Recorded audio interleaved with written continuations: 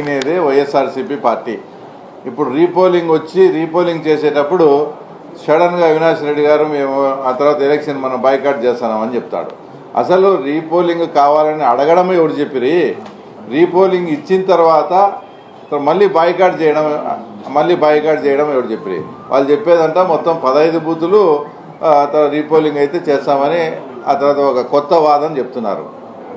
నిజంగా మీ దాంట్లో న్యాయం ఉండి నిజంగా అవకతవకలు జరిగి ఉండి 15 బూతులు మళ్ళీ రీపోలింగ్కి వచ్చినా ఇప్పుడు పెట్టిన 2 బూతులు అయితే మళ్ళీ రీపోలింగ్ రావు కదా. ఈ రెండు బూతులు అయితే ఎలక్షన్ ప్రాసెస్ జరగాలి కదా.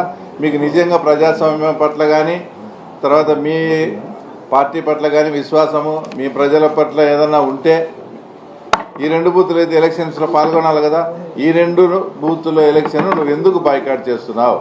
మీకు క్లియర్గా తెలుసు ప్రజలు ఓటేస్తే మీరు ఓడిపోతారు. దానికి ఇప్పుడు మీరు క్లియర్గా మీరు కానీ మీ ద్వారా రాష్ట్ర ప్రజలు కూడా ఆలోచన చేయండి.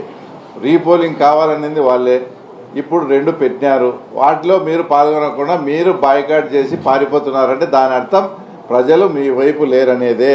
ఒకవేళ మీరు అనుకునేట్టు నిజంగా అన్ని రీపోలింగ్కి వచ్చినా ఈ 2 అయితే మళ్ళీ తర్వాత రీపోలింగ్కి ఏం రావు కదా. ఇవి రీపోలింగ్కి వచ్చినట్టు మళ్ళీ రావు, ఒకవేళ వస్తే మళ్ళీ పట్నుండి వచ్చేటే ఈ 2 కూడా బాయ్కాట్ చేస్తారంటే ఇది నిస్సిగ్గుగా మీ పారిపోవడమే. ప్రజలు మీ వైపు లేరనేది వాస్తవం. కాబట్టి దాన్ని తప్పించుకునేదానికి ఈరోజు వీళ్ళు బాయ్కాట్ చేయడం జరిగింది.